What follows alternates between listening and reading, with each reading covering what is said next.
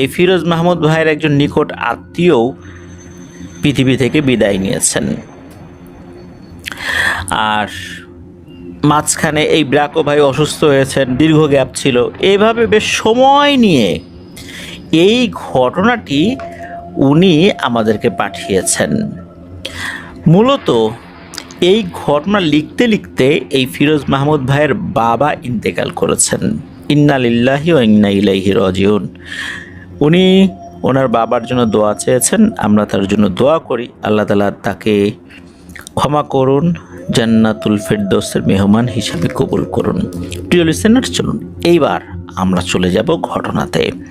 তো এই ব্রাকো ভাইকে মূলত ঘটনাটি ওনার দাদা বলেছেন। ঘটনার সময়কাল 1950-এর দশকের কোন একটা সময় বা শুরুর দিকেই হবে আর কি। তো তখন ওই এলাকাতে একটা ঘটনা ঘটেছিল। মূলত ফিলিপাইনের সেবু প্রদেশের বোগো শহরের কোন একটা গ্রামে। মূলত এই ব্রাকো ভাইয়ের পরিবার, ওনারা মধ্যবিত্ত একটা পরিবার ছিল। আর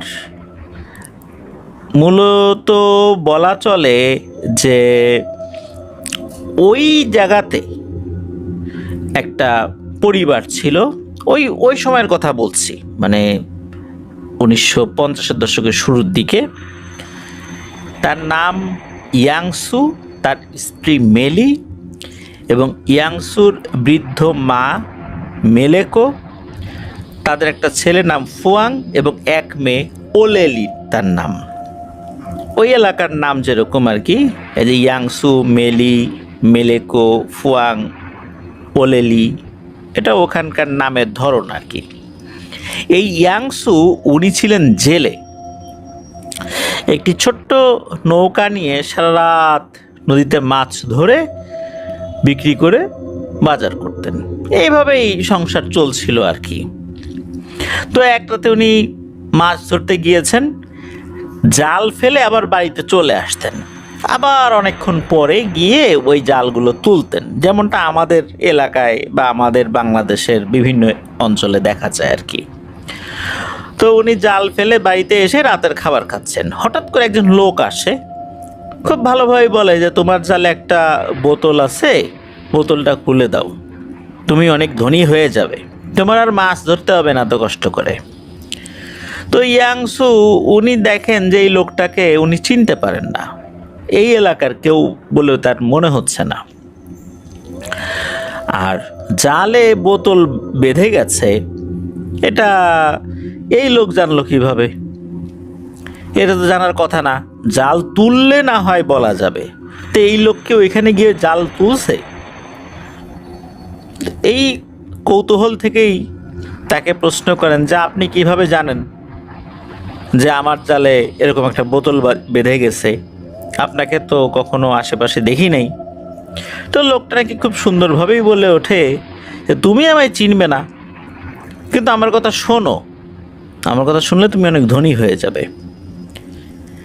এইবার ইয়াংসু কিছুটা ভয়ে ভয়ে বলল, আমি তো মাত্র জাল ফেলেছি, তো খাবারটা খাই, তারপরে তুলি, আমাকে খাবারটা খেতে দেন।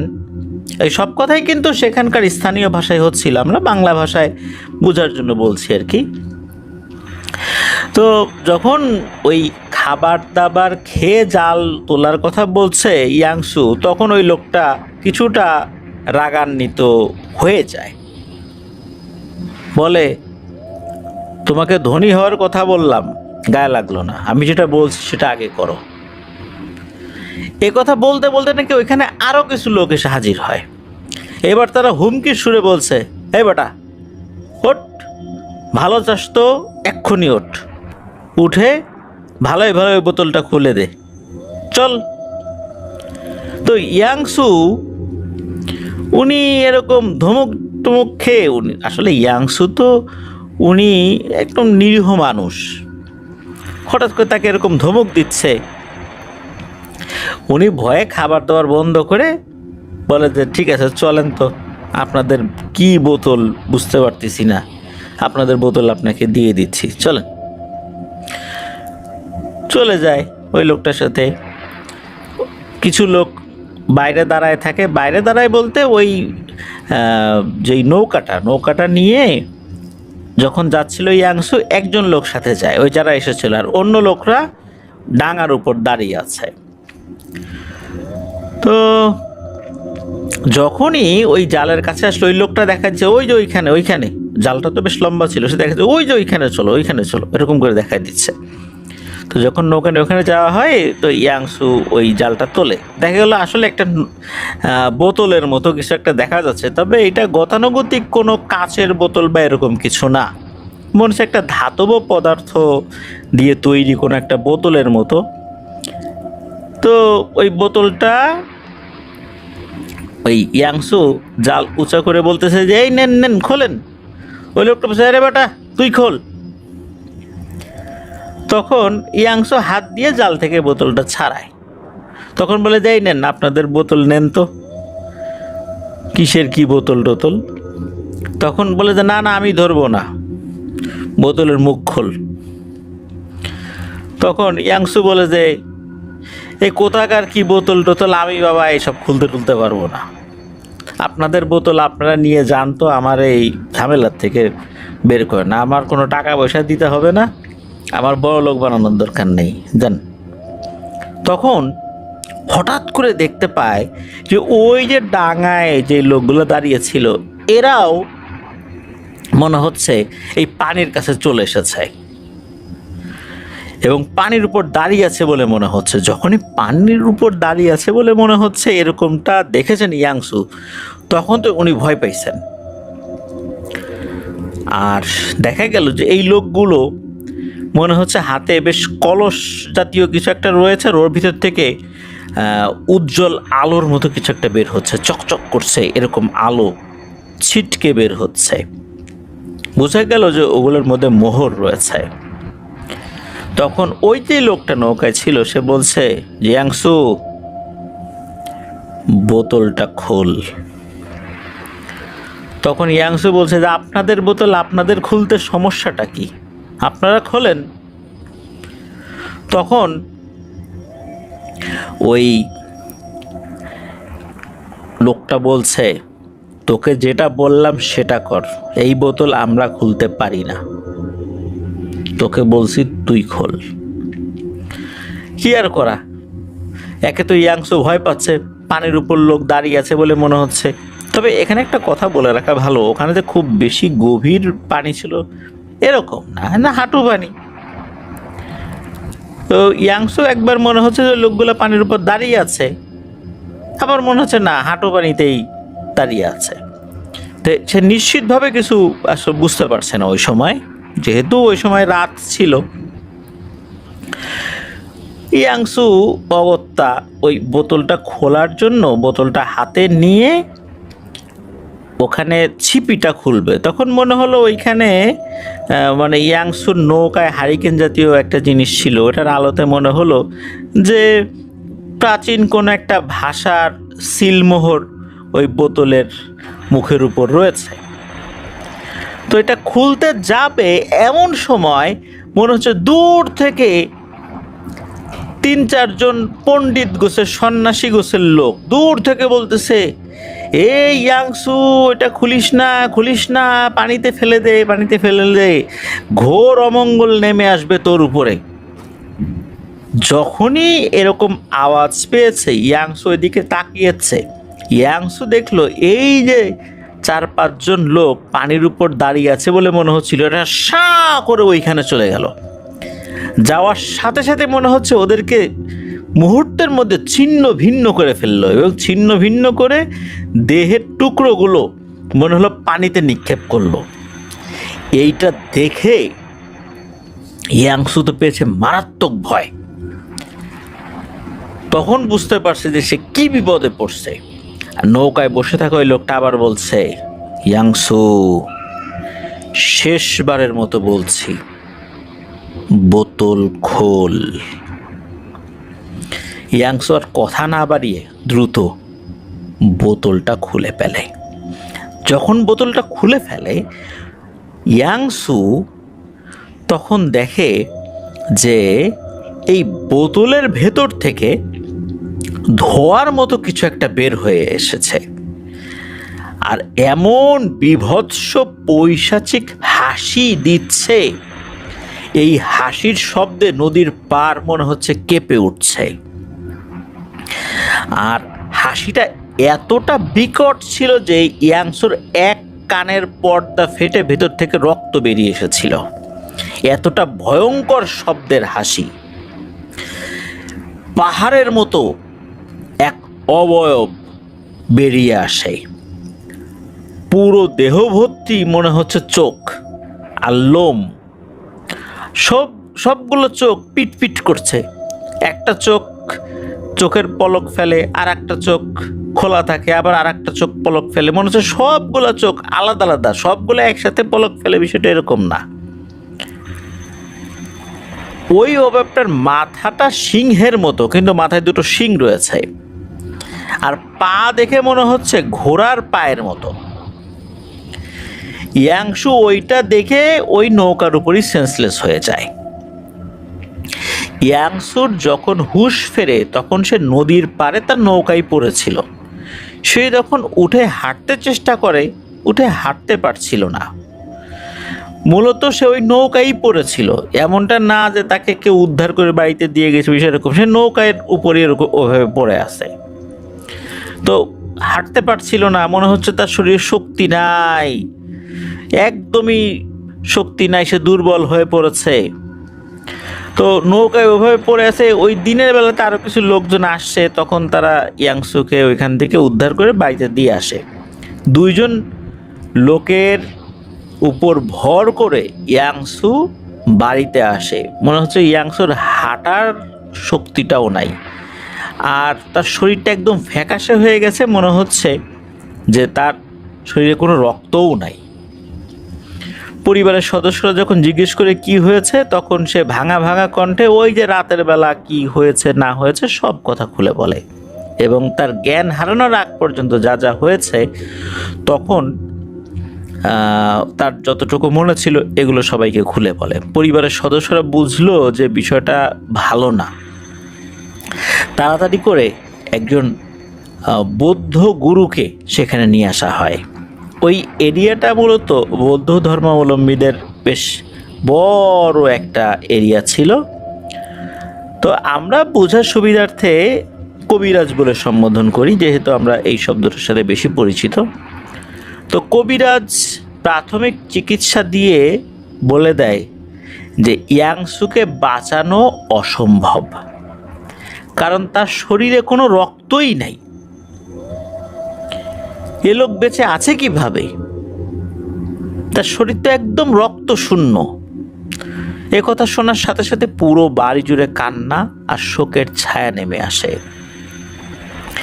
তো এর কিছুক্ষণ পর ইয়াংসু সেন্সলেস হয়ে পড়ে যায়, মানে বাড়ির ভিতরেই পড়ে যায়। তো কবিরাজ বলে যে আমি আরো পরে আসবো, দেখি কি করা যায়।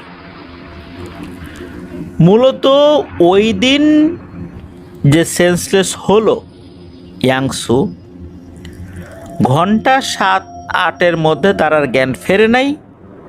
পরবর্তীতে দেখা গেল তার শ্বাস প্রশ্বাস আর চলছে না, অর্থাৎ ইয়াংসু এই পৃথিবীতে নেই, সে মারা গেছে।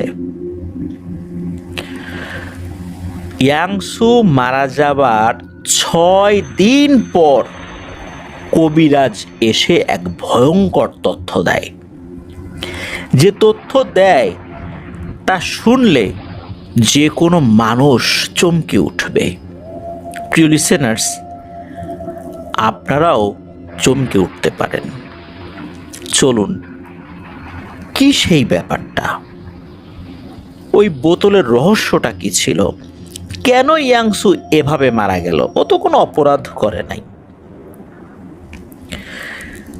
কবিরাজ উনি বলেন যে এখন থেকে প্রায় 700 বছর আগে কোনো এক আফ্রিকান তান্ত্রিক, যে কিনা শয়তানের ছেলে লাকুসের পূজারী ছিল, কিন্তু লাকুস পর্যন্ত পৌঁছাতে তার অনেকগুলো পিশাচ শ্রেণীর জিনকে খুশি করতে হতো, যারা কিনা আবার লাকুসের অনুসারী বা প্রজা, যারা লাকুসের জন্য কাজ করে। তাদের মধ্যে নিম্ন শ্রেণীর জিনদেরকে অনেক কষ্টে নরবলি দিয়ে খুশি করলেও লাকুসের পূজারীদের মধ্যে যারা শক্তিশালী বা ভয়ঙ্কর কালো জাদুতে পারদর্শী, এদেরই একজন ছিল হুদ্দা ঘুমায়েল। এই হুদ্দা ঘুমায়েল মূলত ইফরিত গোত্রের খুব শক্তিশালী একটা জিন। এই জিনটা মূলত রুহবন্দি বা দেহ সৌদা জাদুতে পারদর্শী ছিল। রুহবন্দি বা দেহ সৌদা মানে আমরা কিন্তু সৌদাপাতি করি না, দেহ সৌদা মানে রুহবন্দি, তো এটা একটা বিষয়, আর দেহকেও বিক্রি করে দিতে হয়। রুহবন্দি এটা হঠাৎ করে শুনলে পূর্বের যে আত্মাবন্দি এরকম না, কিন্তু আমরা ঘটনার মধ্যেই বুঝতে পারবো ব্যাপারটা আসলে কি। এটা খুব ভয়ঙ্কর এক পৈশাচিক কালো জাদু। যে এটা পারে সে জিনেদের সর্দার হয়ে ওঠে, যেন তেন জিনের সর্দার না, অনেক শক্তিশালী পিশাচ শ্রেণীর ইফরিত গোত্রের জিনেদের সর্দার হয়ে ওঠে। আর ইফরিত গোত্রের জিনেদের সর্দার মানে তো ভয়ঙ্কর কিছু। অনেক শক্তিশালী জিনও এদের সামনে মাথা তুলে দাঁড়াতে পারে না। হ্যাঁ, পারে কারা? যারা ধর্ম বিশ্বাসী, যারা শয়তানের অনুসারী না,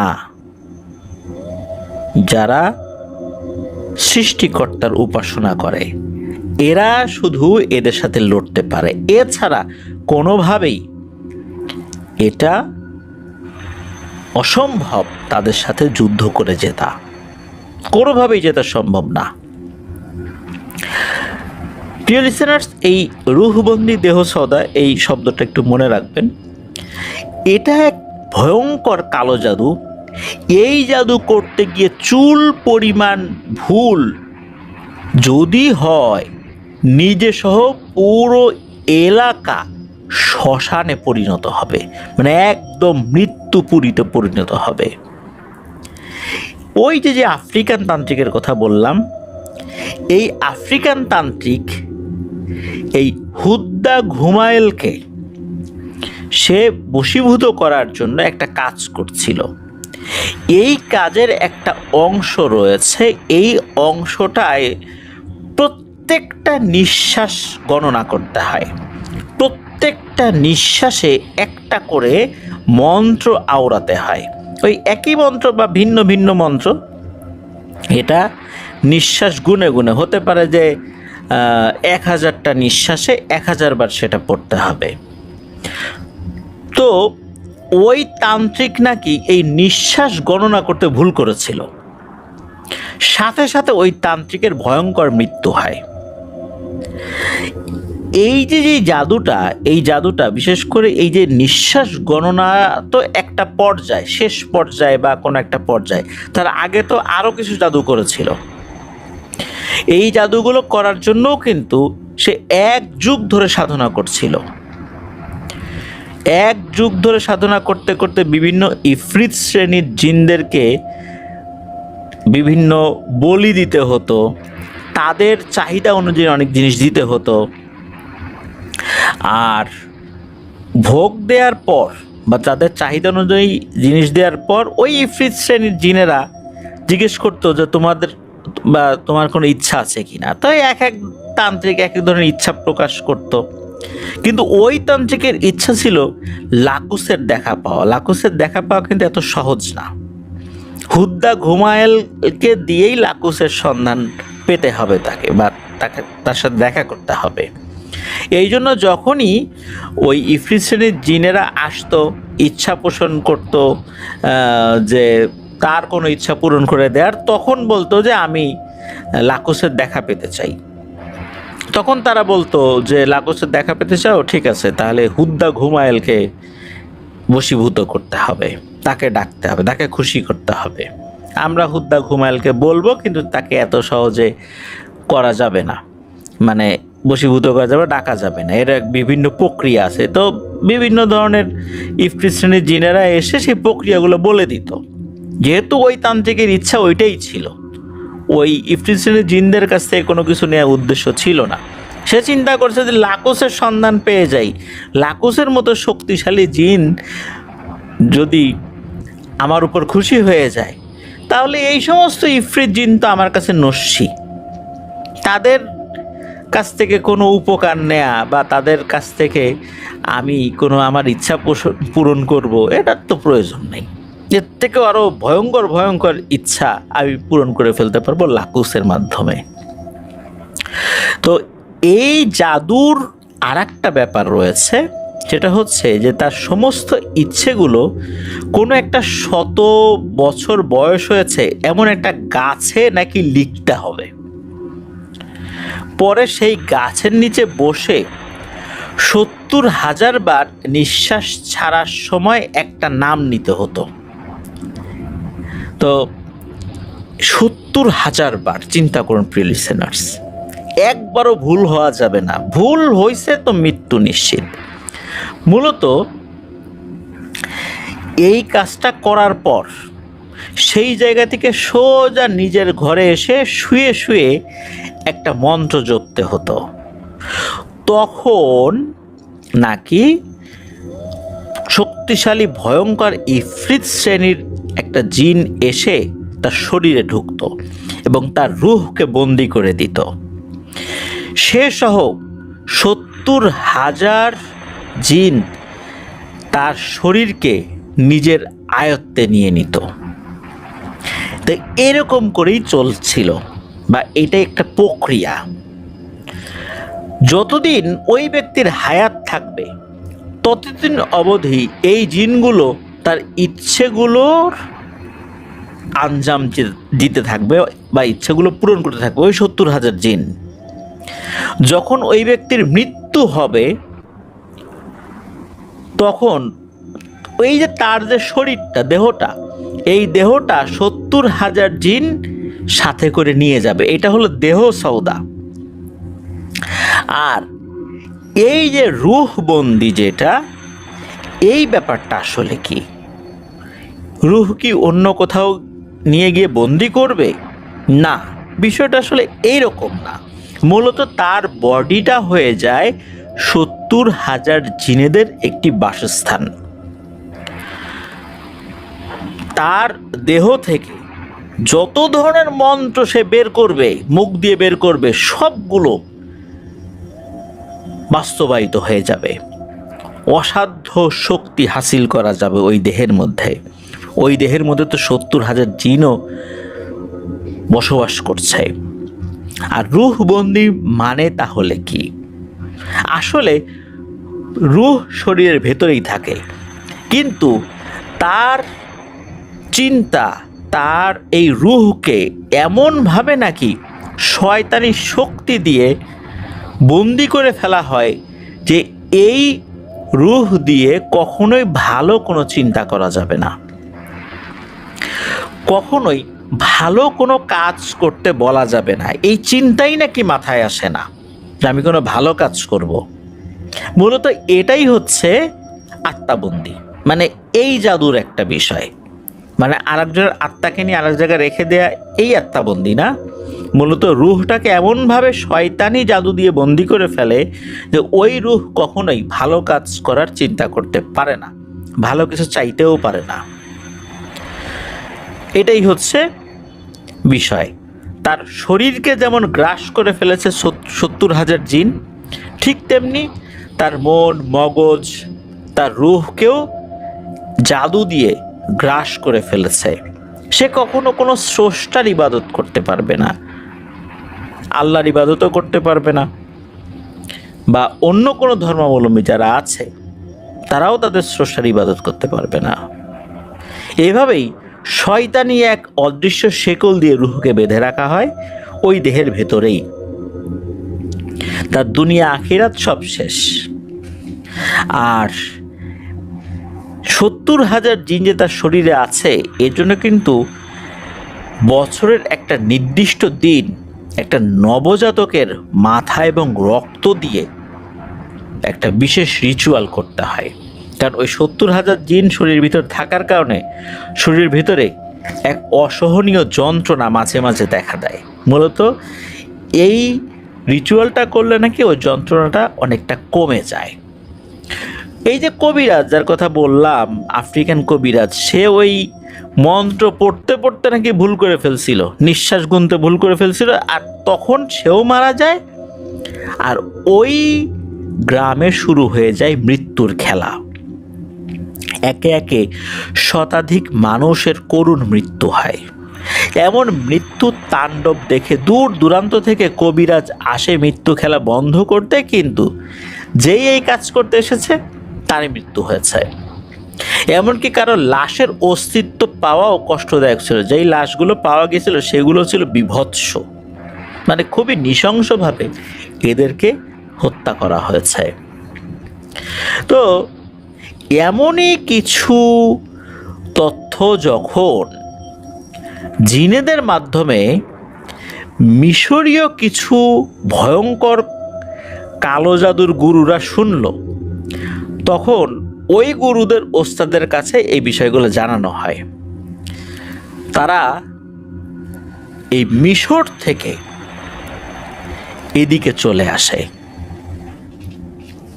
তো তারা এসেছিল কিন্তু ওখানকার মানুষদের উপকার করার জন্য না, তারা মূলত এসেছিল এই ইফরিতগুলোকে বশ করতে। খবরগুলোও তারা জিনের মাধ্যমে পেয়েছিল। এই ইফরিতগুলোকে বশ করতে পারলে 70,000 গোত্রের জিনগুলো, বিশেষ করে যেই গোত্রের 70,000 জিন, এরাও তাদের গোলাম হয়ে যাবে। আর এই গোত্রের সর্দারই হচ্ছে হুদ্দা ঘুমায়েল। কিন্তু কাজটা কি এতটাই সহজ? না, এতটাই সহজ না। 7 জন বড় বড় তান্ত্রিক নিয়ে আফ্রিকা থেকে আসে এক মিশরীয় তান্ত্রিক। তার নাম যতটুকু জানা যায়, তার নাম ছিল লিমা হো। কিন্তু কালো জাদুকর বলে কথা। সে এসে বলে যে তোমাদেরকে এই বিপদ থেকে রক্ষা করব, কিন্তু এখানে 7টা নরবলি দিতে হবে। এই কথা শোনার সাথে সাথে সবার তো কলিজা শুকিয়ে কাঠ হয়ে যায়। কোনো লোক কি চাইবে তার আত্মীয় স্বজন, তার ছেলে মেয়েকে বলি দিতে? কেউ তো চাইবে না। এখন তান্ত্রিক যখন এই কথা বলছে, পুরো গ্রামবাসী তো চুপ হয়ে যায়। তখন তান্ত্রিক আরো বলল যে এই গ্রাম থেকে তোমরা যদি এখন পালিয়ে যাওয়ার চেষ্টা করো, সেও মারা যাবে। সুতরাং এই গ্রাম থেকে তোমরা কেউ পালাইতেও পারবা না। এখন সিদ্ধান্ত নাও তোমরা কি করবা। এখন গ্রামবাসী বসে বসে চিন্তা করতেছে এখন কি করা যায়। 7টা নরবলি আমরা কাকে দিব? এটা কিভাবে সম্ভব? সবাই তো আমাদের পরিচিত। তখন গ্রামের কয়েকজন সর্দার মিলে একটা সিদ্ধান্ত নিল।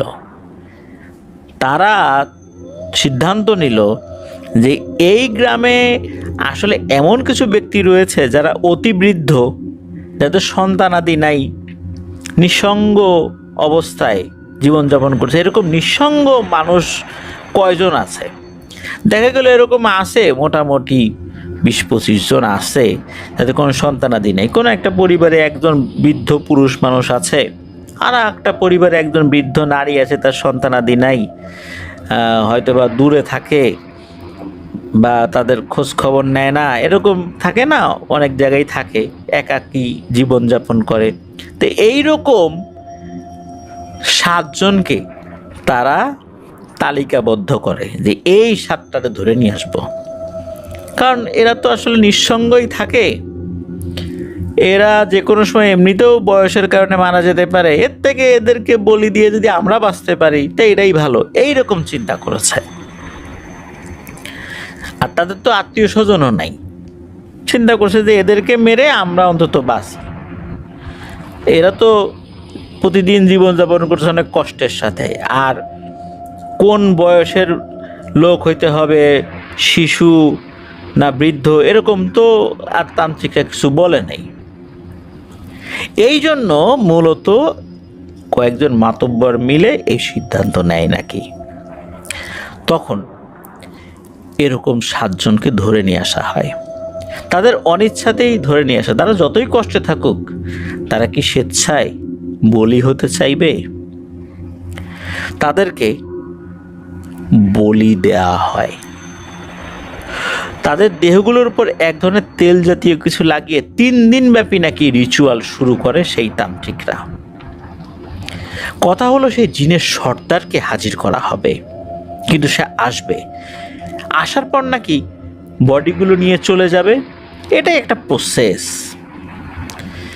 সেই তান্ত্রিক একটা কৌশল অবলম্বন করে, বিশেষ করে যিনি ওস্তাদ গুরু,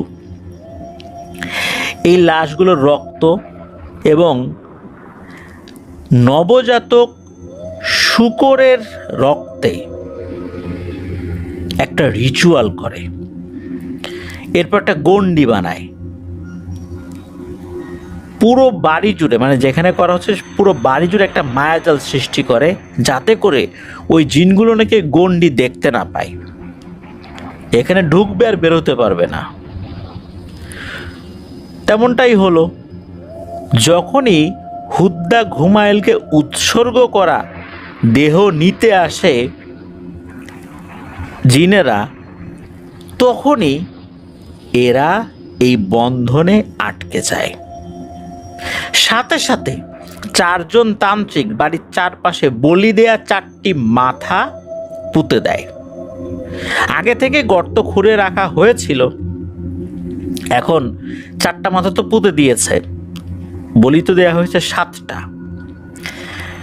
এর মধ্যে যখন ওস্তাদ আর একটা সিগন্যাল দিয়েছে যে 4টা পুঁতে দেওয়ার পর আরও 2টা পুঁতে দিতে হবে, যখন ইশারা করেছে 2 জন আবার 2টা মাথা নিয়ে পুঁতে দেওয়ার জন্য যখনই গিয়েছে, হঠাৎ করে এই 2 জন শুনতে পায় যে এই ওস্তাদ তাদেরকে ডেকেছে। আসলে এটা ছিল একটা মায়াজাল। ওস্তাদের ডাক মনে করে যখনই তারা পেছন দিকে তাকিয়েছে, সাথে সাথে উপস্থিত অনেক লোকই দেখে, ওখানে তো আরও অনেক লোক ছিল, যে এই 2টা লোক মুহূর্তের মধ্যেই ভ্যানিশ হয়ে গেল। মনে হলো কেউ একটা হ্যাচকা টানে তাদেরকে নিয়ে কোথায় যে চলে গেল, মিলিয়ে গেল। বোঝা গেল যে ভয়ঙ্কর কোনো এক শক্তি এদেরকে নিয়ে গেছে।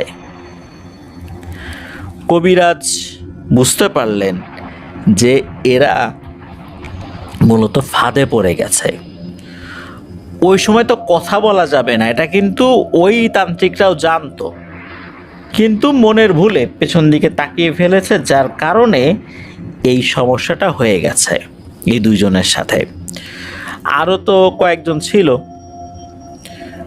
মূল ওস্তাদের শাগরেদরা, তারাও তো বড় বড় তান্ত্রিক ছিল। তখন কবিরাজের ইশারা দেয়, মানে কবিরাজের ইশারায় 2 জন আরও 2টা মাথা নিয়ে বাড়ির অন্য 2 ধারে গিয়ে পুঁতে দেয়। তখনই মূলত এই হুদ্দা ঘুমায়েল প্রবেশ করে। যখনই হুদ্দা ঘুমায়েল প্রবেশ করেছে, ওই সময়ের জন্য সে একটা মায়াজালের মধ্যে আবদ্ধ হয়, মাত্র অল্প সময়ের জন্য, খুবই অল্প সময়ের জন্য। আর তখনই কৌশলে হুদ্দা ঘুমায়েলকে একটা বিশেষ ধরনের বোতলে বন্দি করতে সক্ষম হয় ওই ওস্তাদ কবিরাজ। মুহূর্তের মধ্যে চারপাশের পরিবেশ ঠান্ডা হয়ে যায়। এরপর তারা তাড়াতাড়ি যজ্ঞ শেষ করে এবং গ্রামবাসী থেকে বিদায় নিয়ে তারা মিশরের উদ্দেশ্যে বেরিয়ে পড়ে, যে তারা ওখানে চলে যাবে। হুদ্দা ঘুমায়েলকে বন্দি করে ফেলেছে, কিন্তু কবিরাজ কিন্তু বুঝতে পারেনি তাদের সামনে কি অপেক্ষা করছিল। বেশ কিছু সময় চলে গেল, সব কিছু মানে ঠান্ডা হয়ে গেছে। সকালবেলা লোকজন দেখলো যে ওই যে কবিরাজ যে কয়েকজন ছিল, 2 জন তো একদম হারিয়ে গেছে, এদের সাথে যে কি হয়েছে জানা যায় না। এই যে কবিরাজগুলো, এই কবিরাজগুলো ডেড বডি নদীতে ভাসছে। খুবই ভয়ঙ্কর এবং নৃশংসভাবে তাদেরকে হত্যা করা হয়েছে। আসলে তাদেরকে কে মারলো, কারা মারলো, এটা তো গ্রামবাসী ওই সময় বুঝতে পারেনি। আর এটা সত্য যে এই ঘটনার পর ওই গ্রামে মৃত্যুর খেলা বন্ধ হয়ে গিয়েছিল। এই যে এই বোতলটা কোনো না কোনোভাবে এত শত বছর পর কোনো না কোনোভাবে ইয়াংসুর জালে বেঁধে গিয়েছে, আর হুদ্দা ঘুমাইল আটকে গেছে। তার গোত্রের 70,000 জিন তো বাইরে আছে। এই 70,000 জিন এই বোতলটাকে এত বছর পাহারা দিয়েছে, কিন্তু এই এত বছরে কোনো জালে এই বোতলটা আটকায় নাই। কিভাবে যেন এই ইয়াংসুর জালে আটকে গেছে। কোনোভাবে যদি হুদ্দা ঘুমায়েল মারা যায় বা তার কিছু হয়, তাহলে কিন্তু এই 70,000 জিনেরও অস্তিত্ব সংকটে পড়বে। এই জন্য কিন্তু তাদের পাহারা দেওয়ার প্রয়োজন ছিল। তো এত বছর পর হুদ্দা ঘুমায়েল মুক্তি পেয়েছে। হুদ্দা ঘুমায়েলের শক্তি কিছুটা হলেও কমে গিয়েছে। সে মুক্তি পাওয়ার সাথে সাথে যখনই সামনে ইয়াংসুকে দেখেছে, কোনো কিছু চিন্তা ভাবনা ছাড়াই ইয়াংসুর শরীর রক্ত চুষে নিয়েছে। আর মূলত এই কারণে রক্ত শূন্যতায় ইয়াংসু মারা গিয়েছিল। তো এইটুকু তো ওই বৌদ্ধগুরু বলছেন যে এই ব্যাপার হয়েছিল, মূলত বোতলটার রহস্য এইটা। ঘটনা কিন্তু এখানে শেষ না প্রিয় লিসেনার্স, সামনে আরো আছে। এই যে ইয়াংসু মারা গেলেন, পরিবারের উপার্জনক্ষম ব্যক্তি মারা গেলেন, খুবই কষ্টে তাদের দিন কাটছিল মেলি এবং তাদের পরিবারের সদস্যদের নাম তো আমরা পূর্বেই বলেছি। তো অনেক কষ্টে তাদের দিন কাটছে, কেটে যায় প্রায় 4 থেকে 5 মাস। এর ভিতরে নতুন এক ঘটনার সূত্রপাত হয়। রাতের বেলা তাদের বাসায় কে যেন ঢিল ছোড়ে। এবার এই মেলির শাশুড়ি ভয়ঙ্কর স্বপ্ন দেখা শুরু করে। 3টি অবয়ব খুবই ভয়ঙ্কর, কালো কুচকুচে, স্বপ্নের মধ্যে এসে বলছে সবাইকে নিয়ে যাব, কেউ বাঁচবে না। এই বলে ভয়ঙ্কর হাসিতে ফেটে পড়ে। এর পরের মানে ওই ঘুম থেকে ওঠার পর তো এই ঘটনা বলছে যে আমি এরকম স্বপ্ন দেখছি। পরের দিন এই ইয়াংসুর মায়ের মৃত্যু হয়। দেখা গেল যে তাকে ডাকাডাকি করে পাওয়া যাচ্ছে না। রাতের বেলায় মানে পরের রাতে যখন ঘুমিয়েছে আর কি, ডাকাডাকি করে পাওয়া যাচ্ছে না। যখন তার রুমে যাওয়া হয়, দেখা গেল যে তার মাথাটা পেছন দিকে ঘোরানো, পুরো শরীর জুড়ে আঁচড়ের দাগ। একের পর এক মৃত্যু পুরো বাড়ি যেন একটা শোকের বাড়িতে পরিণত করেছে। এর সাথে কি সেই হুদ্দা ঘুমাইলের কোনো সম্পর্ক রয়েছে না অন্য কিছু? এবার শুরু হলো ফুয়াং নামক ছোট্ট ছেলেটার সাথে। ছেলেটা সারা রাত ঘুমাতে পারে না, শুধু কান্নাকাটি করে। আর সে বলে ওই 3টা ভয়ঙ্কর অবয়ব আমাকে ডাকছে, ওরা আমাকে নিয়ে যাবে, মা আমাকে বাঁচাও, আমি তোমাকে ছেড়ে যাব না। এমত অবস্থায় মেলি সে কিছুটা বুঝতে পারে। সেই বৌদ্ধগুরুকে উনি ডাকেন। বৌদ্ধগুরু এসে সবকিছু শুনে একটু সময় নেন, আপাতত ঝাড়ফুঁক করে বিদায় নেন। এভাবে একদিন কেটে যায়। একদিনের মাথায় ফুয়াংও মারা যায়। তবে তার মাথাটা ওরভাবে উল্টো দিকে ঘোরানো ছিল না, স্বাভাবিকভাবেই তার ডেড বডিটা ছিল। তো একের পর এক এভাবে পরিবারের সদস্যরা চলে যাচ্ছে। একটা পরিবারের অবস্থা কেমন হতে পারে? কবিরাজের পর আসে, এসে একটা ভয়ঙ্কর তথ্য দেয়। কবিরাজ এসে বলে যে 3টি মারিদ জিন চালান করেছে কালো জাদুর সাহায্যে এই পরিবারের উপর। এদের উদ্দেশ্য এই পরিবারকে নির্বংশ করা, শেষ করে দেয়া। কে করেছে এটা বলে না, কারণ এটা হুদ্দা ঘুমাইলের কাজ না। হুদ্দা ঘুমাইল কেন এদেরকে মারতে যাবে? সে মুক্তি পেয়ে গেছে, সে চলে গেছে। কিন্তু এদেরকে তাহলে কে মারছে? ওরা তো ছিল ইফরিত জিন, 3টা মারিদ জিন চালান করলো আবার কে? তো এই বিষয়টা কবিরাজ তো বলছে না, তবে কবিরাজ খুবই গম্ভীর সুরে বলে যে আমি বুঝতে পারছি না কিভাবে তোমাদেরকে সাহায্য করব, কেননা এমন একটা পদ্ধতিতে কালো জাদু করা হয়েছে, এটা খুবই ভয়ঙ্কর। কবিরাজ বলেন এই যে মেলির ব্যবহৃত কাপড় আর মেলির শাশুড়ির ব্যবহৃত কাপড় শূকরের রক্তে রঞ্জিত করে একটি বেজির খুলির মধ্যে পুরে দিয়ে সাপের শুকনো চামড়ায় বেঁধে একটা নদীতে ফেলে দেওয়া হয়েছে। এখন সেটা খোঁজা অসম্ভব ব্যাপার, এবং এটা এমনভাবে কাজ করা শুরু করেছে, এটা কোনোভাবেই তার পক্ষে সম্ভব না কাটানো। বৌদ্ধগুরু খুবই দুঃখ প্রকাশ করে, উনি চলে যায়। দুঃখজনকভাবে সেই রাত্রে ফুয়াং তার দাদির মতো ভয়ঙ্কর মৃত্যু খেলার পুতুল হয়ে যায়। এবার শুধু মেলির মেয়েটা বেঁচে আছে, ওলেলি। একদিন পর মেলির মেয়ে ওলেলি, সেও একই রকমভাবে স্বপ্ন দেখে চিৎকার দিয়ে ওঠে, একই কথা বলতে থাকে, মা ওই দেখো ওরা আমাকে নিয়ে যেতে চাচ্ছে, মা আমি তোমায় ছেড়ে যাব না। একটা মা হয়ে পরিবারের শেষ সন্তান এইভাবে যখন কথা বলছে সে মারা যাবে, এটা কি কেউ সহ্য করতে পারে?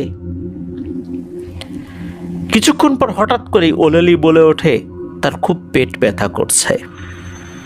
লোকজন সান্ত্বনা দিচ্ছে, আরে ধুর বেটা, পেট ব্যথায় এত জোরে কেউ কান্নাকাটি করে নাকি, ঠিক হয়ে যাবে।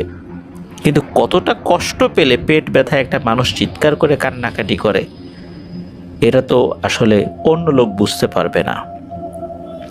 তার পরের দিন সেই বৌদ্ধগুরুকে আবারও ডাকেন মেলি, ডেকে বলেন, গুরুজি দরকার হলে আমার প্রাণের বিনিময়ে হলেও আমার মেয়েটাকে বাঁচান। মিলির আর্তনাদ শুনে সেই বৌদ্ধগুরু শেষ একটা চেষ্টা করবেন বলে জানান। জিন হাজির করার প্রক্রিয়া শুরু হয়। টানা 4টি ঘন্টা পর জিন আসে ওলেলির শরীরে, এসেই বলে, এই বেটা কবিরাজ, তোর সাহস দেখে বাঁচি না, তোর কত বড় কলিজা, আমাদের বিরক্ত করলি। তোর 2 বছর একটা মেয়ে আছে না, বাড়িতে গিয়ে দেখ ওর কি অবস্থা করি, আর ওদের তো নিয়েই যাব। পরবর্তী সময় যে তুই যদি আমাদেরকে আবার বিরক্ত করিস, তোর পরিবারকেও নির্বংশ করে ছাড়বো, মনে রাখিস। তো বৌদ্ধগুরু বলে, না রে বেটা, ভয় দেখে আমার কিছু করতে পারবি না, তোদের মতো জিন আমিও গুনি না। তখন ওই জিনগুলো বলে ওঠো, তাই? তবে তোর সামনে এই মেয়েটাকে নিয়ে যাই, আটকা। তো কবিরাজ অনেক বোঝায়, মানে না, অনেক ভয় দেখালেও মানে না। তো জিনগুলো আসলে দেখা যাচ্ছে যে কারোর উপর হাজির করলে ওই প্রথমে হুমকি ধামকি দিলে একটু একটা পর্যায়ে এসে হয়তো বা মানানো যায় বা এরকম কিছু একটা হয়। যখন দেখা গেল যে কোনোভাবেই হচ্ছে না, তখন ওই যে যিনি মেলি আর কি, খুব করুণ সুরে সেই জিনদেরকে বলে, দেখে তোমরা যদি মেয়ে হও তবে তোমরা আমার ধর্মের বোন, আর ছেলে হলে ভাই, দোহাই লাগে আমার মেয়েটাকে ছেড়ে দাও, দরকার হলে আমাকে নিয়ে যাও। তখন ওই জিনগুলো বলে, আরে ধুর, তোদের মতো ইনসানকে আমরা ভাই বোন হওয়ার যোগ্যই মনে করি না, আর চিন্তা করিস না, এরপর তো তোর পালা, তোর মেয়েকে নিয়ে যাওয়ার পর তোকেও নিয়ে যাব। তো এটার পরে নাকি ওই ওলেলি জ্ঞান হারায়, অর্থাৎ ওই গণ্ডির বাইরে কবিরাজের অনুমতি ছাড়াই জিনগুলো গণ্ডির থেকে বাইরে চলে গেছে। তো এরপরে কবিরাজ ওলেলিকে জ্ঞান ফেরানোর চেষ্টা করে কিছু মন্ত্র পড়ে। তো ওলেলির হুঁশ আসলে সে পানি খেতে চায়। তো কবিরাজ নিজের হাতে পানি খাইয়ে দিচ্ছিল। এক ঢোক পানি খেয়ে ওলেলি কবিরাজের দিকে একবার তাকায়। তাকানোর সাথে সাথে একটা ভয়ঙ্কর পৈশাচিক হাসি দেয়। হাসি দেওয়ার সাথে সাথে ওলেলির মাথাটা ঘুরে পেছন দিকে চলে যায়। কবিরাজ এই ভয়ঙ্কর দৃশ্য দেখে এক লাফ দিয়ে দূরে সরে যায়। যেই পানিটা ওলেলির মুখে কবিরাজ দিয়েছিল সেটা ছিটকে বেরিয়ে যায়। কবিরাজ ভয়ে চিৎকার দিয়ে ওঠে। অর্থাৎ কবিরাজের কোলের মধ্যেই ওলেলিকে হত্যা করেছে ওই ভয়ঙ্কর জিনেরা, মাথাটা ঘুরিয়ে দিয়ে। নিজের মেয়ের এই মৃত্যু দেখে মেলি সেন্সলেস হয়ে যায়। কবিরাজ চুপ হয়ে যায় যে কি ভয়ঙ্কর দৃশ্য, এ কি সহ্য করা যায়? গ্রামবাসী যারা ছিলেন তারা মেলিকে পানি ঢেলে হুঁশ ফিরান।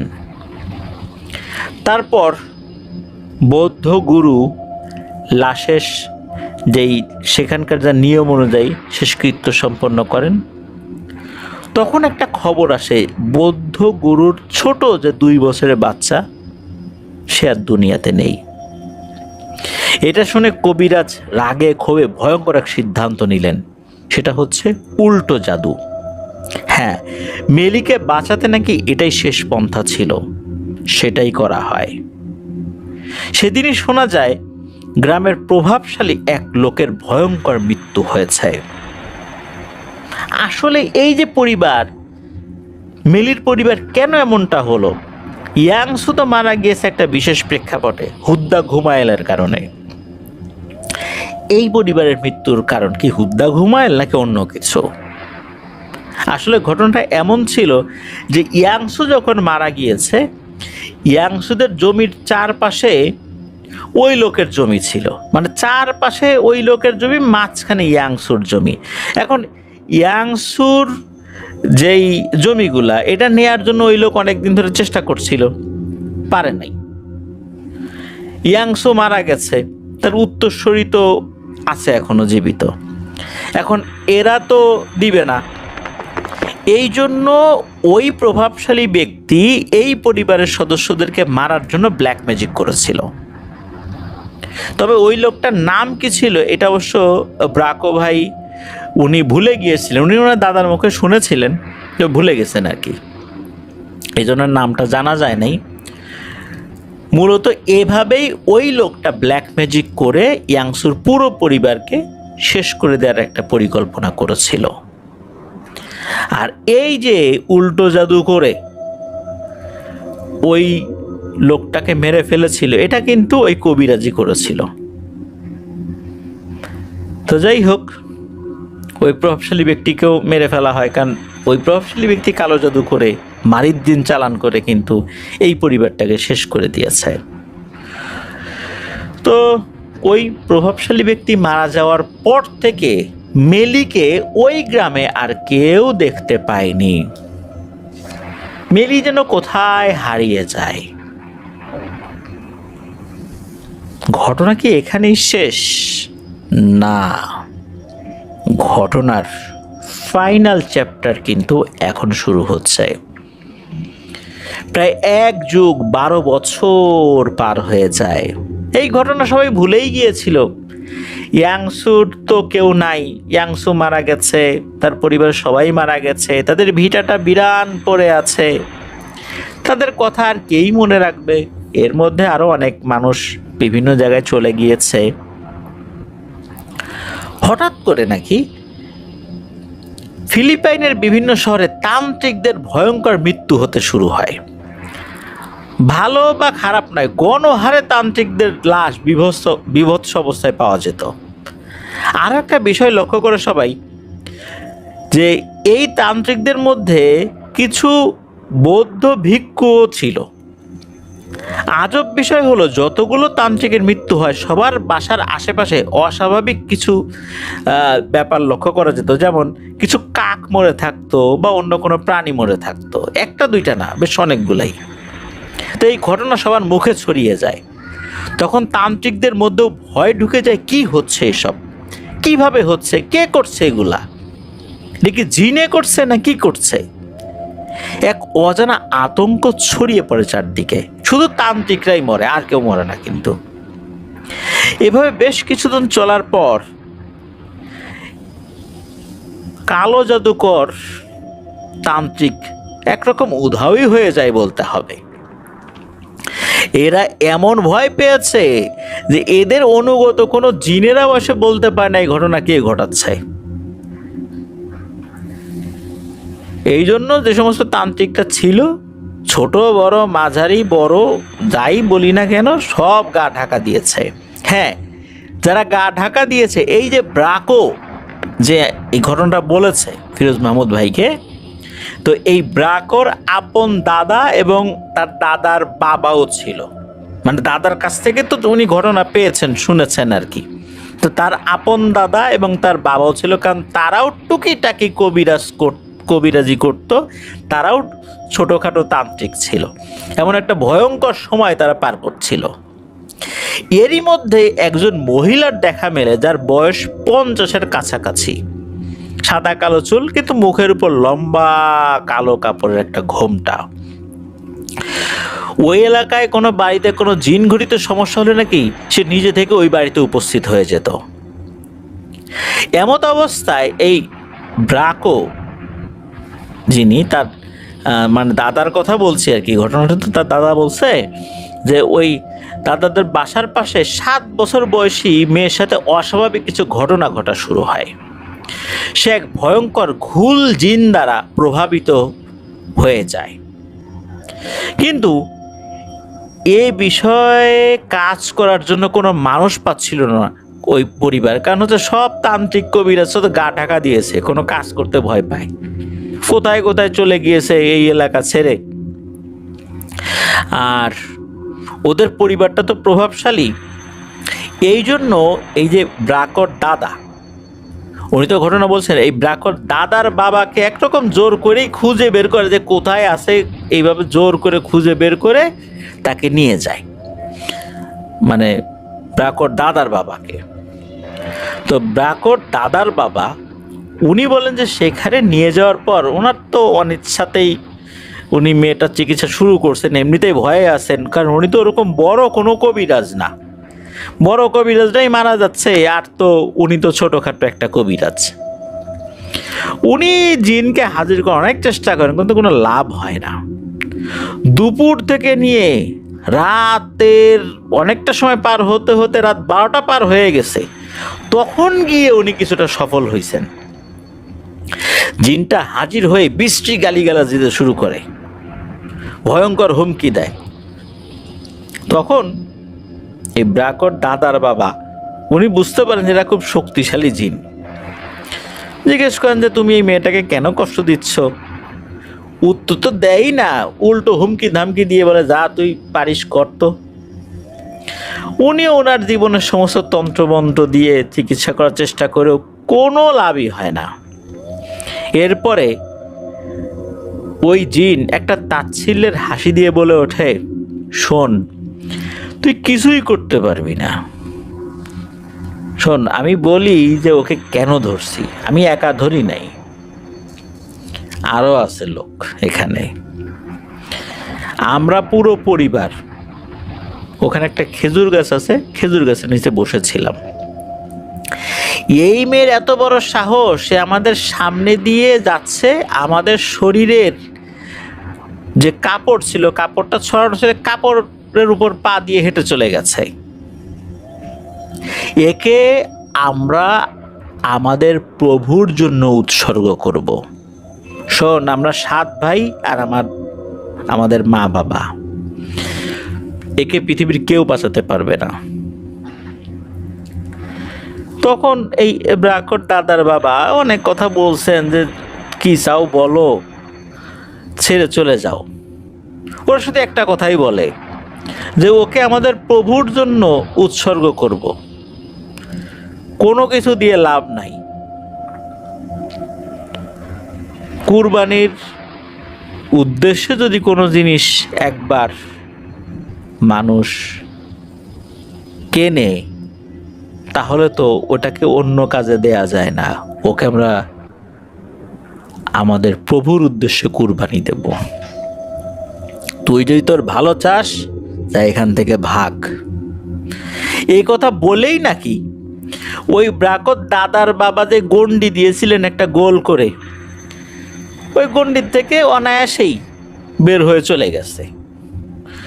তো উনি তো অবাক হয়েছেন, এই ফার্স্ট টাইম কোনো জিন ওনার অনুমতি ছাড়া গন্ডি থেকে বের হয়ে চলে গেল।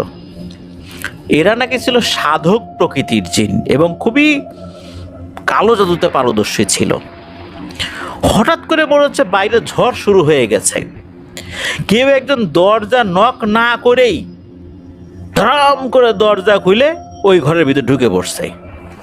তো এই ব্রাকর দাদার বাবা দেখে যে একটা ভদ্র মহিলা দাঁড়ায় আছে, মাথা থেকে পা অবধি কালো কাপড় দিয়ে ঢাকা, মুখের উপর একটা লম্বা ঘোমটা দেয়া, হাতে একটা লাঠি। এটা কি লাঠি নাকি একটা ফনা তোলা সাপ বোঝা যাচ্ছে না, এরকম আর কি, মানে লাঠিটার ধরন।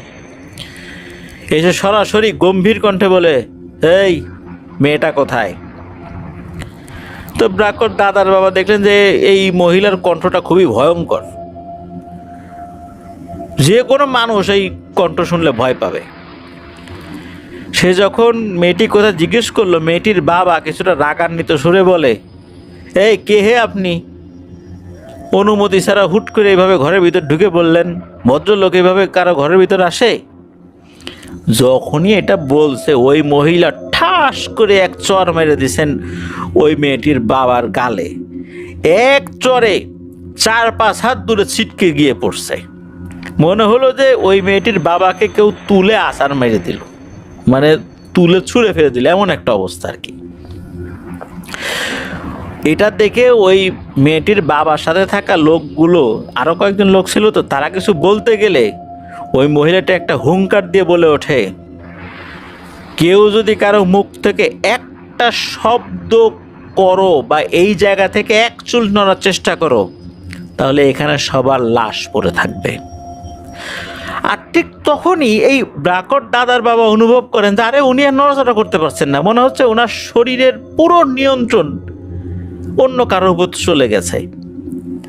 ওনার শরীরের উপর কোনো নিয়ন্ত্রণই নাই, উনি একদম প্যারালাইজড হয়ে গেছেন, ওইভাবে ঠায় বসে আছেন, খালি তাকায় তাকায় দেখতেছেন, এমন একটা অবস্থা। উনি কোনো শব্দ উচ্চারণ করতে পারতেছে না। এমনকি অন্য লোক যারা ছিল তারাও বোবা মূর্তির মতো যে যে অবস্থায় ছিল ওইভাবেই আছে। এবার ওই মহিলাটা এই ব্রাকর দাদার বাবাকে উদ্দেশ্য করে বলল, কোথায় মেয়েটা? তখন ব্রাকর দাদার বাবা উনি খেয়াল করেন যে ওনার কথা বলার শক্তি ফেরত আসছে, মানে উনি একটু আগে তো কথা বলতে পারতেছিলেন না। তখন বলেন যে ঘরে অজ্ঞান অবস্থায় শুয়ে আছে। তখন ওই মহিলাটি বলেন যে যাও মেয়েটাকে আমার সামনে নিয়ে আসো। তখন উনি ফিল করেন যে ওনার শরীরের কিছুটা শক্তিও ফেরত আসছে, একটু আগে তো কিছুই ছিল না। মানে হচ্ছে কি যে ওই মহিলার কথায় তার শরীরের শক্তি চলে যাচ্ছে আবার ফেরত আসছে, এমন একটা অবস্থা। তখন উনি উঠে যান, মেয়েটিকে কোলে করে নিয়ে এসে তার সামনে শুইয়ে দেন। আসলে অপরিচিত একজন মহিলার সামনে ওই মেয়েটিকে নিয়ে শুইয়ে দিল, মেয়েটাকে আসলে উনি কি করবেন এটা তো উনি বুঝতে পারতেছেন না। ওই মহিলাটা কি করলো, ওই মেয়েটার সামনে বসলো। বসার পর সবাইকে উদ্দেশ্য করে বলছে, এই শোন, তোদেরকে ক্ষতি করার জন্য আমি আসি নাই, আসছি উপকার করার জন্য। যদি আমাকে কেউ বাধা দেওয়ার চেষ্টা করিস তাহলে কিন্তু তোদের মৃত্যু কেউ আটকাতে পারবে না। যা, তোদের সবাইকে মুক্ত করে দিলাম। যেই নাই কথা বলছে সাথে সাথে সবাই সবার শরীরে শক্তি ফেরত পেয়েছে, ভয়ে এদিক ওদিক ছোটাছুটি করতেছে। মহিলাটি এবার বিরক্ত হয়ে বলেন, এই চুপ, যে যেখানে আছিস থাক, ছোটাছুটি করার দরকার নাই। তখন সবাই শান্ত হয়ে গেল। তখন মেয়েটির মাকে ডাকলো মহিলাটি। মেয়েটির মা তো ভয়ে ভয়ে থরথর করে কাঁপতে কাঁপতে আসছে, যে না জানি আবার কি বলে এই মহিলা।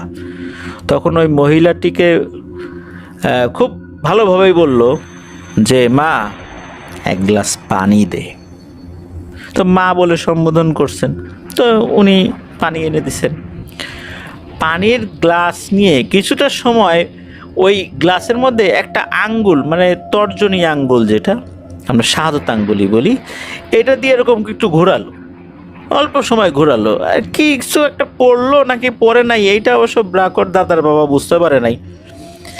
মাত্র মানে 5 কি 10 সেকেন্ড এরকম আঙ্গুল ঘুরিয়ে ওই পানিটা ওই মেয়ের গায়ে যখনই ছুঁড়ে মারছে, সাথে সাথে ওই মেয়েটা ধপ করে উঠে বসছে। উঠে বসে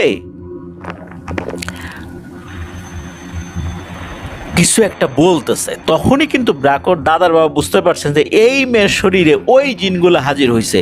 উনি দুপুর থেকে মধ্যরাত অবধি চেষ্টা করে করে কোনোভাবে একটু হাজির করছে, আর এই মহিলা 5 কি 10 সেকেন্ডের মধ্যেই পানি ছিটিয়ে জিনগুলোকে হাজির করে ফেললো। এটা কীভাবে সম্ভব? ওই জিনগুলো হাজির হতেই গালাগালি শুরু করে দিছে। একটা জিন বলে ওঠে, এই বুইড়া বেটি, তোর মৃত্যুর ভয় নাই? তুই জানিস আমরা কারা? এই মহিলাটি এবার শুধু হাসে,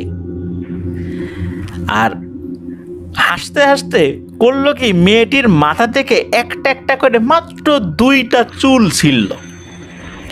চুল ছিঁড়ে উনি হাসতেছে, আর ওই যে জিন কিন্তু গালিগালাজ করতেছে, আর ওই মহিলা হাসতেছে এবং একটা একটা চুলে গিট দিচ্ছে।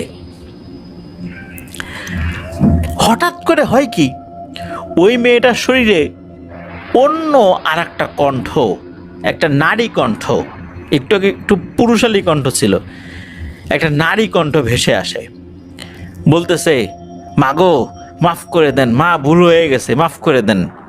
আমার ছেলে না বুঝে আপনাকে উল্টাপাল্টা বলছে, ওর জীবনটা ভিক্ষা দেন মা। এই পরিবারকে বলেন যে একটা গরু ওই খেজুর গাছের নিচে রেখে আসতে, আমরা চলে যাব মা। শুধু এই মেয়েটাকে রেখে না, প্রয়োজনে এই রাজ্য ছেড়ে চলে যাব, এই দেশ ছেড়ে চলে যাব, 7 সমুদ্র 13 নদীর ওপারে চলে যাব, তাও মাগো আমাদের কোনো ক্ষতি করেন না।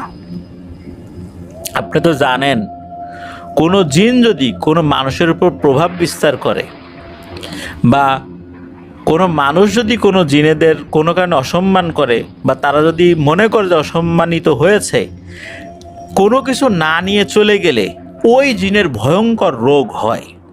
এই জন্যই তারা বিভিন্ন জিনিস চায়। যদি কোনো কিছু না নিয়ে চলে যায়, জিন সমাজে কেউ তাকে সম্মান করে না, এবং ওই জিনের শরীর থেকে মানুষের শরীরের গন্ধ পাওয়া যায়। তখন অনেক ধরনের সমস্যায় পতিত হইতে হয় জিনদেরকে। এই জন্যই জিনেরা কোনো কিছু ছাড়া যাইতে পারে না। একটা গরু অন্তত রেখে আসেন মা, ছেড়ে দেন, এরকম বলতে থাকে, খুব কাকুতি মিনতি করে বলতে। একটু আগে যেভাবে হুঙ্কার দিচ্ছিল, এখন থেকে সবাই মানে কাকুতি মিনতি করছে। ওই মহিলাটা হাসছে, আর ওই চুল গিট দিচ্ছে, 2টা চুল ছিঁড়ছে। তখন ওই মহিলা কি করছে, তার একটা পুটলি ছিল, পুটলির ভেতর থেকে একটা অদ্ভুত পুতুল বের করে। পুতুল বের করে একটা হাসি দিয়ে ওই জিনের উদ্দেশ্যে বলে, তুই চিনিস আমি কে? তখন ওই মেয়েটার ভিতর থাকা জিন বলে ওঠে, মাগো আমি চিনি মা, আপনাকে চিনি। আপনাকে শুধু না, আমি যে চিনি তা না, আপনার পেছনে আরও যারা আছে এদেরকেও চিনি, কিন্তু আমার ছেলে চিনতে পারে নাই। মাগো ছেড়ে দেন, ছেড়ে দেন, আমাদেরকে ছেড়ে দেন, মাইরেন না আমাদেরকে। এটা শুনে ওই মহিলাটি আবারও হাসি দিয়ে ওঠে। এরপর যে কাজটা করে সেটা খুবই ভয়ঙ্কর কাজ। ওই যে 2টা চুল ছিঁড়েছিল মেয়েটার মাথা থেকে, একটা একটা করে 2টা চুল, তারপরে প্রত্যেকটা চুলে কয়টা গিট দিয়েছে, এটা অবশ্য ব্রাকর দাদার বাবা বুঝতে পারে না, খালি দেখছেন যে গিট দিচ্ছে, একটার পর একটা গিট দিচ্ছে। ওই চুলটা দিয়ে ওই পুতুলটার হাতগুলো, যে হাত ছিল, কুচি কুচি করে কাটছে। অনেক সময় হয় না যে সুতা দিয়ে বিভিন্ন জিনিস কাটা যায়, সুতা একটু প্যাচ লাগিয়ে এপাশ ওপাশ থেকে দুই পাশ থেকে যদি টান দেওয়া হয় তো ওই জিনিসটা কেটে যায়। ধরেন যে একটা ময়দা দিয়ে একটা লম্বা কোনো কিছু তৈরি করা হয়েছে, আমরা শক্ত কোনো সুতা দিয়ে মাঝখানে একটা প্যাচ লাগিয়ে দুপাশ থেকে যদি টান দেই তাহলে ওই অংশটা কেটে পড়ে যাবে। তো ওই চুল দিয়ে ওই পুতুলের শরীরের বিভিন্ন অংশগুলো এভাবে এই মাথা ও মাথা দুই আঙ্গুলে রেখে টান দিচ্ছে, আর ওই পুতুলের বিভিন্ন অঙ্গগুলো কেটে পড়ে যাচ্ছে। অথচ এটা চুল, চুল তো এত শক্ত না যে এরকম একটা পুতুল, শক্ত পুতুল সেটা কেটে পড়ে যাবে, চুল ছিঁড়ে যাবে, কিন্তু চুল ছিঁড়ছে না, পুতুল কেটে কেটে পড়ে যাচ্ছে। আর তখনই ওই মেয়েটির শরীর থেকে ভয়ঙ্কর আর্তনাদ আসছে, আর এমনভাবে আর্তনাদ আসছে মেয়েটার শরীরটা বাঁকা হয়ে যাচ্ছে, কুঁকড়ে যাচ্ছে। আর যত কুঁকড়ে যাচ্ছে ওই মহিলাটি অট্ট হাসিতে ফেটে পড়ছে। আর এমনভাবে ওই জিনগুলো মারা যাচ্ছে ভয়ঙ্কর যন্ত্রণায়। তখন নাকি এই যে ব্রাকর দাদার বাবাও উনি ভয় পেয়ে গেছেন, উনি কখনো জিনেদের এরকম ভয়ঙ্কর মৃত্যু দেখেন নাই। তার শরীরে যেভাবে নির্মম যন্ত্রণা পেয়ে জিনগুলো মারা যাচ্ছে। আর তখন আর একটা কাজ করেন ওই মহিলা, উনি ওনার মাথার উপর থেকে কাপড়টা সরিয়ে দেন। তখন এই ব্রাকর দাদার বাবা চিনে ফেলেন এই মহিলাটাকে, আরে এ তো এক যুগ আগে হারিয়ে যাওয়া মেলিও, যে তার পুরো পরিবারকে হারিয়েছিল। তখন মেলিও বলে ওঠে, দেখলি কিভাবে মারতে হয় এদেরকে। এদিকেই হয়েছে কি, ব্রাকর দাদার বাবা উনি আবার বলে উঠছেন, হে ঈশ্বর সহায় হও। এটা শুনেই মূলত এই মেলিও মাথার উপর থেকে কাপড় ফেলে দিয়েছে। তখন ওই উনি বুঝতে পারছেন যে এটা মেলিও। ক্ষিপ্ত হয়ে ওই মেলিও বলে ওঠে, কি এখন ঈশ্বরকে ডাকলি কেন? কই, ঈশ্বর তো আমাকে সাহায্য করে নাই যখন আমি আমার পুরো পরিবারকে শেষ হতে দেখছি। কতদিন না খেয়েছিলাম, তখন তো কেউ আমাকে সাহায্য করেনি। আর এই জিনগুলা মরতেছে এই জন্য তুই ঈশ্বরকে ডাকলি? এই জিনগুলোকে মারার জন্যই আমি তৈরি হয়েছি, নিজেকে এক যুগ ধরে তৈরি করছি। মনে আছে, আমিও কিন্তু বলছিলাম জিনদেরকে যে তোমরা আমার ধর্মের ভাই বোন লাগো, মাফ করে দাও, আমার মেয়েটাকে মেরো না। জিনগুলো কি দয়া করছিল? করে নাই। আর এই জন্যই মূলত আমি এদেরকে শাস্তি দিচ্ছি, এদের কোনো মাফ নাই, এদেরকে আমি মারবই। এই এলাকায় কোনো জিনের বেঁচে থাকার কোনো অধিকার নাই। এমনকি এই এলাকার কোনো জাদুকর, বিশেষ করে কালো জাদুকর যারা, এদেরও বেঁচে থাকার কোনো অধিকার নাই। কারণ এরকম এক কালো জাদুকরকে দিয়েই এক প্রভাবশালী ব্যক্তি আমার পুরো পরিবারকে শেষ করেছে। আমি 12 বছর সাধনা করে 70,000 জিন এবং ইফরিতকে আমার সাথে চুক্তি করতে বাধ্য করছি। আমি চুক্তি করতে বাধ্য হই নাই, ওদেরকে চুক্তি করতে বাধ্য করছি। আমি আমার শরীর এবং আত্মা দুটোই বিক্রি করে দিয়েছি শুধু একটা শর্তে, আমি যতদিন বাঁচব ততদিন আমি জিনেদের মৃত্যুর আর্তনাদ শুনবো, আর যারা কালো জাদু করে এদের মৃত্যুর আর্তনাদ শুনবো। তোকে একটা সুযোগ দিলাম, তুই এই মাসুম মেয়েটাকে বাঁচানোর চেষ্টা করছিস, এই জন্য আমি তোকে কিছু করলাম না। তুইও কালো জাদু করিস টুকটাক, আমি দেখেই তোকে বুঝতে পারছি। তোকে যখন দেখছি ভালো কাজ করতে আসছিলি, ছেড়ে দিলাম তোকে। আর না হলে বাকি তান্ত্রিকদের যেই অবস্থা করছি তোরও এই অবস্থা করতাম, কোনো ঝোপঝাড়ে তোর লাশ পড়ে থাকতো। আর এই সমস্ত তান্ত্রিকদের আশেপাশে যে চেলা পিশাচগুলা ঘোরে, তাদেরকে তোরা শক্তিশালী পিশাচ মনে করিস, ওই যে দেখিস না কাক টাক মরে পড়ে থাকে, ওই সমস্ত চেলা পিশাচগুলো হলো এইগুলা।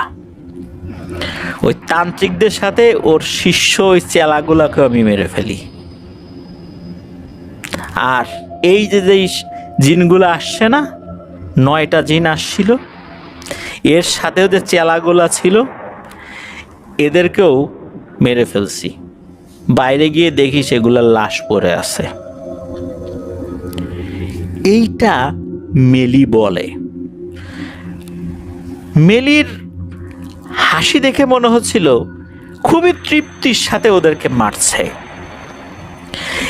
মারার সময় নাকি একটা জিন বলেছিল যে আমাদেরকে মারছিস, আমাদের আত্মীয়রা কিন্তু তোকে ছাড়বে না।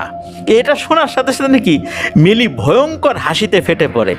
মিলি বলে, ওরে তোদের কি মনে হয় তোদের দুঃসম্পর্কের কোনো আত্মীয় এখনো বেঁচে আছে? আমি ওদেরকে আস্ত রাখছি। জানিস এই মেয়েটার 2টা চুল আমি কেন নিছি? এই মেয়েটার শরীরে যখন তোর মা বাবা ঢুকছে তখন আমি এই মেয়েটার মাথার থেকে 2টা চুল নিছি। তোর মায়ের দিককার যত আত্মীয় আছে একটা চুল দিয়ে শেষ করছি। তোর বাবার দিককার যত আত্মীয় স্বজন আছে আর একটা চুল দিয়ে শেষ করছি। তোদের কোনো আত্মীয় স্বজনই এই পৃথিবীতে আর জীবিত নাই। এটা নাকি মেলি বলে। তো একটা পর্যায়ে এসে এই মৃত্যু খেলা শেষ হয়। এই ব্রাকর দাদার বাবা যখন ওই ঘর থেকে বাইরে বের হয়েছে, বের হওয়ার পর দেখা গেল ওই বাড়ির বিভিন্ন আশেপাশে বিভিন্ন ধরনের প্রাণী, বিড়াল, কুকুর, কাক, এমনকি বাঘের ছিন্ন ভিন্ন ডেড বডিও দেখেছিল। এগুলোকে পরে এক করে কবর দিয়ে দেয়া হয় আর কি। তো মেলি এটাও বলে, এই গ্রামে অন্য কেউ চিকিৎসা করবে না কোনো জিনে ধরা রোগীর, আমি একাই করব আমার মৃত্যুর আগ পর্যন্ত। আর সব তান্ত্রিকদেরকে বলে দিস, তারা যদি কোনো জিনের সাথে চুক্তি করে কারোর উপর জাদুটোনা করে, তার পরিণতি কিন্তু খুব খারাপ হবে, অন্যান্য তান্ত্রিকদের মতোই। এটা বলে নাকি মেলি চলে যায়। তো মেলি চলে যাওয়ার পর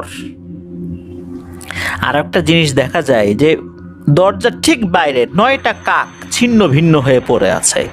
এই যে যেই এই মেয়েটার ভেতরে 7টা জিন আর তার মা বাবা ছিল, এই সবগুলোকে শেষ করে ফেলেছে। তো এই ঘটনার পর মেলি তো আসলে চেহারা আগে থেকে দেখাই নাই, যখন দেখা হয়েছে সবাই কানাঘুষা করছে এটা তো সেই মেলি। তখন সে তার বাড়িতে ফেরত যায়। তো বাড়িতে ফেরত যাবার পর সে আরও কিছু চিকিৎসা করেছিল, তার চিকিৎসা ছিল অব্যর্থ। মানে সে যেটা ধরতো, মানে সোজা কথা হলো সে কোনো মার্সি করতো না কোনো জিনের উপরে, সে সবগুলোকে হত্যা করে ফেলতো। সে এমন কিছু জিনেদের সাথে চুক্তি করেছিল যার কারণে অসম্ভব রকমের ক্ষমতা সে পেয়েছিল। আর জিন যেগুলো সাধক শ্রেণীর জিন ছিল, বিশেষ করে যেগুলো ভালো, এগুলো নাকি অনেক সময় এসে মেলিকে বলতো, কারণ মেলি তো জিন হত্যায় এতটা পারদর্শী ছিল যে ওর সামনে যে কোনো শক্তিশালী জিন একদম মানে শিশু বলতে হবে আর কি। তো অনেক সময় অনেক ভালো সাধক শ্রেণীর জিন, অনেক অন্য ধর্মাবলম্বী জিনেরাও আসতো যে তারা বিভিন্ন নির্যাতনের শিকার হচ্ছে অন্য কিছু গোত্রের জিনদের দ্বারা। তখন মেলি কিন্তু তাদের পক্ষ নিয়ে ওদেরকে একদম শেষ করে দিত। তো এরই মধ্যে একটা ব্যাপার নাকি ঘটেছিল, সেটা হচ্ছে যে মেলির একটা সময় চলে আসে, যেই সময়ে ওই যেই জিনদের সাথে তার চুক্তি হয়েছিল, চুক্তি অনুযায়ী একটা সময় মেলি তো মারা যাবেই, তো মৃত্যুর সময়টাও নাকি চলে এসেছিল। মেলি বুঝতে পেরেছিল যে তার আসলে কি ঘটনা ঘটবে। ওই সময়ে একটা রহস্যময় ব্যাপার ঘটে। সেটা হলো যে ওই যেই জিনদেরকে, বিশেষ করে যারা একটু দুর্বল, অপেক্ষাকৃত দুর্বল কিন্তু ভালো, যেই জিনদেরকে সেভ করেছিল মেলি, সব জিনদেরকে হত্যা করতো বিষয়টা এরকম না, ভালোদেরকে সে কিছু করতো না। তবে পিশাচ শ্রেণীর জিন যেগুলো আছে এদের কোনো নিস্তার থাকতো না।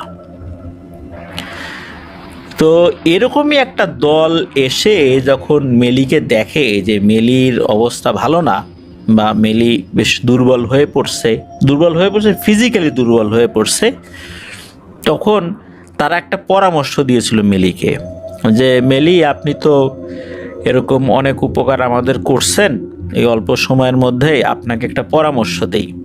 সেটা হচ্ছে যে আপনি যাদের সাথে চুক্তি করছেন, আপনার মৃত্যুর পর আপনার দেহ তারা নিয়ে যাবে, আপনার দেহ দিয়ে ওরা আরও ভয়ঙ্কর কালো জাদু করবে। শেষ পর্যন্ত আপনার দেহ দিয়ে আরও অনেক ভয়ঙ্কর কালো জাদুই হবে, যে কালো জাদুর বিপরীতে আপনি কালো জাদু শিখছিলেন, সেই কালো জাদুটাই প্রতিষ্ঠিত হবে। এখন কি করা যায়? যখন মেলিকে এই বিষয়ে পরামর্শ দিতে আসলেন, তারা বললেন যে মেলি, আমাদের পরিচিত খুব আধ্যাত্মিক ক্ষমতা সম্পন্ন কিছু সাধক জিন রয়েছে, তারা আপনার সাথে দেখা করতে চায়। আপনি অনুমতি দিলে তারা দেখা করতে আসবে। তারা সাধারণত কারোর সাথে দেখা করতে যায় না, কিন্তু তারা আসবে আপনার সাথে দেখা করতে। মেলি অনুমতি দেন, তারা আসে। তারা আসার পর নাকি মেলিকে বলেছিলেন যে আপনি এই যে কাজগুলো এটা ছেড়ে দেন, আমরা আমাদের জায়গা থেকে আপনার নিরাপত্তা দিব, ওই জিনদের সাথে যে চুক্তি ছিল এই চুক্তিটা আপনি ছেড়ে দেন, আপনি ধর্মকর্ম পালন করেন।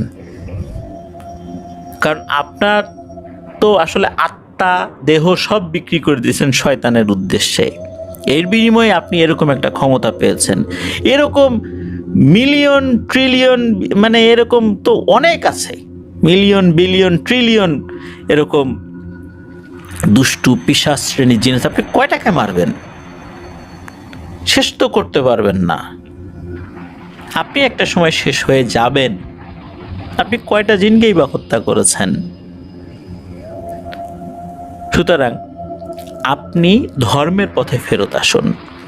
তো এরপর নাকি এই মেলিও উনি এই বিবেচনা করে বিষয়টাকে যুক্তিযুক্ত মনে করেন, আর এরপর উনি সিদ্ধান্ত নেন যে উনি ওনার নাম বদলে ফেলবেন এবং বাকি জীবন ধর্মকর্ম করবেন। উনি ওনার নাম পরিবর্তন করেছিলেন, উনি ওনার নাম রেখেছিলেন আয়েশা, এবং বাকি জীবন উনি ধর্মকর্ম করেই শেষ করেছেন। আর আরেকটা বিষয়, সেটা হচ্ছে যে এই যে উনি এই পথে আবার ফেরত আসলেন, ধর্মের পথে ফেরত আসলেন, উনি ফেরত আসার পর এই যে যাদের সাথে উনি চুক্তি করেছিলেন, চুক্তিটা তো এখন ভঙ্গ হয়ে গেল, উনি চুক্তি থেকে বের হয়ে আসলেন, ওরা নিশ্চয়ই ছাড়বে না, ওদেরকে কি করা যায়? তখন নাকি এই সাধক শ্রেণীর যোদ্ধা জিনেরা, মুসলিম জিনেরা মেলিওর পক্ষ নিয়ে ওই গোষ্ঠীটার সাথে যুদ্ধে লিপ্ত হয়েছিল এবং ওই গোষ্ঠীটাকে সমূলে বিনাশ করেছিল। ওরাও কিন্তু খুব শক্তিশালী ছিল, তারপরও তাদেরকে বিনাশ করতে সক্ষম হয়েছিল ওই জিনেরা। এভাবেই মেলিও আয়েশা নাম নিয়ে পরবর্তীতে উনি ওনার জীবন অতিবাহিত করেছেন। তবে উনি কিভাবে পরবর্তী জীবনে ওই 70,000 জিনকে পরাস্ত করেছিলেন, সেটাও নাকি আর একটা বড় ঘটনা। তো সেটা সুযোগ হলে বা সেটা পরিপূর্ণভাবে সংগ্রহ করতে পারলে ফিরোজ মাহমুদ ভাই আমাদেরকে পাঠাবেন বলে জানিয়েছেন। আমরা সেই ঘটনার অপেক্ষায় থাকব। আর উনি বিদেশে এই মুহূর্তে খুব অসুবিধার মধ্যে আছেন সেটা জানিয়েছেন। কারণ আসলে যে কথা বলে নিয়ে যাওয়া হয় সব কথা তো আসলে পূরণ হয় না। বিশেষ করে বিদেশে যাওয়ার সময় যারা বিদেশে নিয়ে যায়, বিশেষ করে যাদের মাধ্যম দিয়ে মানুষ বিদেশে যায়, অনেক কথাই তো বলে এত টাকা বেতন পাবা, এখানে সেইখানে কাজ পাবা, অনেক ভালো এসি রুমে বসবা, অফিসিয়াল কাজ, কিন্তু গিয়ে দেখা যায় সব উল্টাটা। তো উনি বেশ সমস্যার মধ্যে আছেন বলে জানিয়েছেন যে এরকম সব কথা আসলে মেলে নাই তাদের সাথে, একটু অসুবিধা ছিল, সেটা আবার বেড়েছে। তো আশা করছি ইনশাল্লাহ আল্লাহর রহমতে উনি সব সমস্যা থেকে মুক্তি পাবেন। আমরা দোয়া করি আপনাদের হরওয়াল পরিবারের পক্ষ থেকে। আর ওনার আরও ঘটনার প্রত্যাশায় রইলাম। প্রিয় লিসেনার্স, আজকের এপিসোড এ পর্যন্তই ছিল। আশা করছি আজকের এই এপিসোডের ঘটনাগুলো বলতে একটি ঘটনাই বলেছি, তবে এর মাঝখানে কয়েকটা ঘটনা ছিল। বিশেষ করে ওই হুদ্দা ঘুমাইলের মুক্তির যেই ব্যাপারটা, এটা একটা ব্যাপার ছিল, মাঝখানে কালো জাদুর একটা ব্যাপার ছিল, আর মেলির জাদু শেখার যে ব্যাপারটা, এটার একটা ব্যাপার ছিল। তবে উনি কিভাবে জাদু শিখেছিলেন, 12 বছর কোথায় ছিলেন, কিভাবে উনি ফেরত আসলেন, এই বিষয়টা আসলে আমাদের কাছে পরিষ্কার না। হয়তো বা পরবর্তীতে পরিষ্কার হয়তো আমরা হতেও পারি, কিন্তু সেটা এখন নিশ্চিতভাবে বলা যাচ্ছে না। পরবর্তীতে মেলি তার শেষ জীবনে কি করেছিলেন এই বিষয়ে আমরা জানতে পারি। এর মাঝখানে হুদ্দা ঘুমাইলের কিন্তু প্রসঙ্গটা ওইভাবে আসেনি। ওটা শুরুতেই একবার ছিল, এর ভিতর কিন্তু ওইভাবে আর আসেনি। তো এটাই ছিল ঘটনা। আশা করছি প্রিয় লিসেনার্স আজকের এই ঘটনাটি আপনাদের মনে দাগ কাটতে সক্ষম হয়েছে। যারা ধৈর্য ধরে ঘটনা শুনলেন সকলকে ধন্যবাদ জানাচ্ছি। প্রিয় লিসেনার্স, আসছে বৃহস্পতিবার থার্সডে নাইট কিন্তু থাকছে আপনাদের পাঠানো ঘটনাবলী নিয়ে।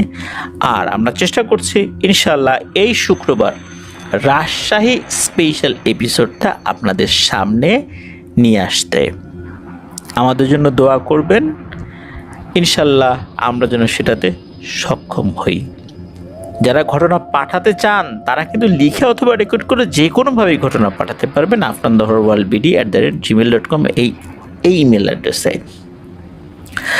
আর যারা এখন আমাদের সাথে যুক্ত আছেন, ঘটনাটি শুনলেন, কেউ কিন্তু লাইক বাটনে প্রেস করে ছাড়া, মানে লাইক বাটনে প্রেস করা ছাড়া কিন্তু কেউ যাবেন না। আর অনুরোধ করব ভিডিওর লিঙ্কটা বেশি বেশি করে শেয়ার করে দেবেন।